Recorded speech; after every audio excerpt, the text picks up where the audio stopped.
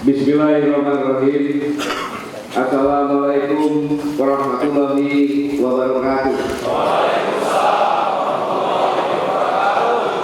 Selamat pagi, salam sejahtera, shalom, Om Swastiastu.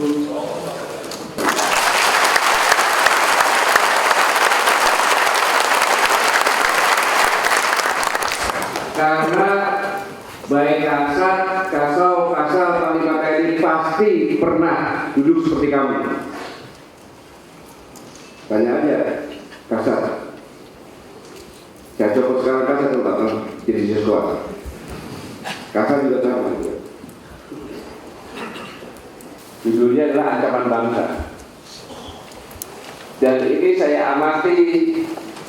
Saya berani memberikan kuliah umum pertama kali di UI pada saat saya jadi Pangkostrat setelah saya mengamati, menganalisa selama kurang lebih 6 tahun. Walaupun bukunya cuma kecil. Berawal dari sebuah teori Thomas Malthus 1798 yang mengatakan bahwa percepatan jumlah penduduk dibanding dengan ketersediaan pangan sangat mengerikan. Jadi jumlah populasi seperti dengan ukur kali-kalian 2 kali 2, 4, 4 kali 4, 16 dan seterusnya. Tapi ketersediaan pangan seperti dari itu pertambahan. Dan ini semuanya memerlukan makan, padahal makan terbatas. Inilah sebenarnya awal dari ancaman manusia semuanya. Dan manusia memerlukan bukan hanya makan sekarang. Kalau dulu hanya makan saja,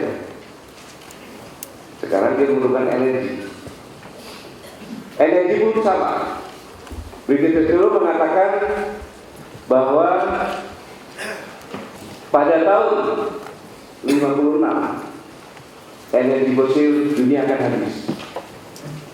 Pada saat itu jumlah penduduk sudah 14,5 miliar tahun 56. Tetapi Brigadier General juga mengatakan bahwa pada tahun 2035 konsumen energi akan meningkat 41%.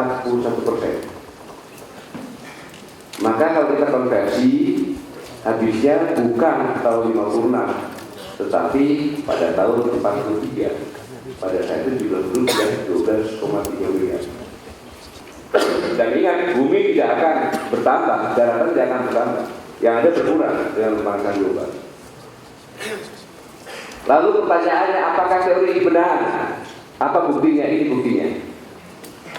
Bahwa setiap hari tidak kurang dari 41.000 lebih anak meninggal dunia, bukan orang dewasa, anak-anak yang meninggal dunia karena kelaparan, kemiskinan, kesehatan buruk. Anak-anak meninggal dunia, 15 juta jiwa setahun meninggal dunia. Kalau orang dewasa biasa meninggal, ini anak-anak. Berarti teori tersebut benar. Ya, teori tersebut benar. Dampak dari teori Thomas Malthus, kemudian kepadatan penduduk, dan energi fosil akan habis tahun 43, jumlah penduduk sudah 12,3, sudah 3 kali minimal kapasitas bumi. Kalau sekarang yang 7 miliar saja meninggalnya 41, nanti kalau sudah 14 miliar berapa ini? Kalau sudah 12,3 miliar berapa? Dan pada tahun 43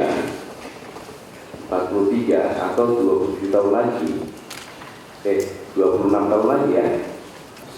Maka kalau dulu perang berdasarkan agama, berdasarkan ideologi, sekarang konflik berlatar belakang energi.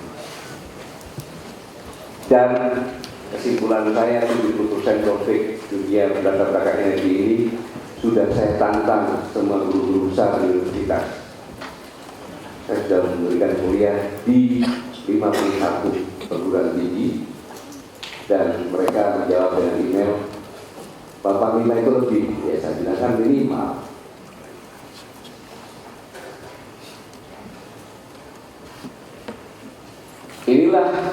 merupakan ancaman nyata.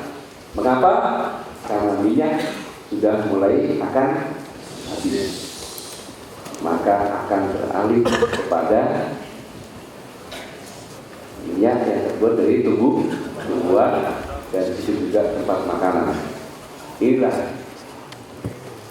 Jadi saya menemukan sebuah teori baru bahwa latar belakang konflik berubah, bukan energi tapi ekonomi, dan tempat konflik yang tadinya di Arabik akan bergeser ke Khatulistiwa atau Ekuator. Ini konflik di sini dia akan bergeser, dan tadinya energi, pangan dan air atau ekonomi di Ekuator dan bergeser seperti ini. Nah, di Ekuator itu ada 3 kelompok negara. Negara ASEAN yang paling besar adalah Indonesia, kemudian Afrika Tengah dan Amerika Latin. Yang paling besar dan menjadikan adalah Indonesia karena daratan dan lautannya. Itulah yang menyebabkan kompetisi global. Misalkan dalam materi ancaman dan pembangunan nasional, ya, ditetapkan oleh pemerintah, sekaligus juga untuk mengkaitkan di ketiga. Ini diplomasi, negosiasi, komunikasi, berpikir kritis, strategis, manajemen organisasi, performa proyek dan satuan. Dan tempatkan dengan ramah habis. Penekanan saya, ya. Enggak sulit-sulit, biasa-biasa aja. Stunting kompleks, maka tidak ada cara lain. Bekali dirimu dengan berbagai ilmu pengetahuan, bukan hanya ilmu militer dan pertahanan. Maka Bapak Kasal, seleksi personil-personilnya, kemudian sekolahkan S2, S3 di luar, di berbagai negara. Tetapi yang disekolahkan bukan hanya bisa baca Inggris, tetapi yang memang dipersiapkan khususnya untuk Sesko AD, Sesko AF, Sesko AU, Sesko TNI. Berikan peluang itu sehingga dia bisa menimba ilmu. Hanya diberi dulu bahwa kamu belajar di sana bukan untuk mengambil mentah-mentah sini. Kalau mengambil mentah-mentah sini susah. Bayangin aja Sesko TNI yang lalu menerima pelajaran tentang operasi gabungan yang sejak tahun 55 sampai sekarang tidak pernah lagi digunakan. Yang memperebutkan satu daerah yang ketinggian atau apa lagi. Mana ada sekarang seperti masih terjadi tuh. Yang keluarnya gitu terus tidak berubah, padahal bentuk perangnya sudah berubah.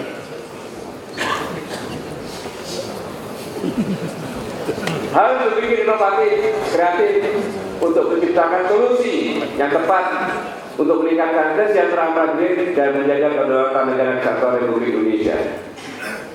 Kalau kamu tidak berpikir inovatif, ya kamu diinovasikan orang.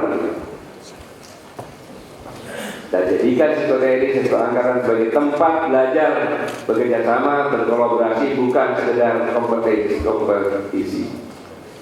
Saya sekolah tidak pernah berpikiran kompetisi. Begitu saya masuk sekolah, itu yang tidak boleh kamu ikut. Karena saya begitu masuk sekolah, pikiran saya judi. Ya, saya nggak bohong. Begitu saya sekolah, saya karena selama ini tadi saya operasi berapa kali ya, 5 atau 7 kali. Saya hanya menerima cuti operasi sekali. Kalau 7 kali operasi, saya hanya menerima cuti operasi sekali. Selanjutnya saya tidak pernah menerima cuti operasi. Karena begitu pulang di booking berangkat lagi, pulang booking berangkat lagi, atau pulang sekolah berangkat lagi. Maka begitu sekolah, otak saya sudah ingin saya cuti. Dan saya mencari teman. Cuti dan mencari teman. Dan kerjaan itu bermanfaat. Jadi bukan kompetisi. Sekolah kalau ujian ini kamu nomor 1 itu tidak diakui apa ini? Kamu nomor satu hanya diakui oleh ijazahmu, tetapi kamu tidak diakui oleh teman-temanmu. Ya percuma.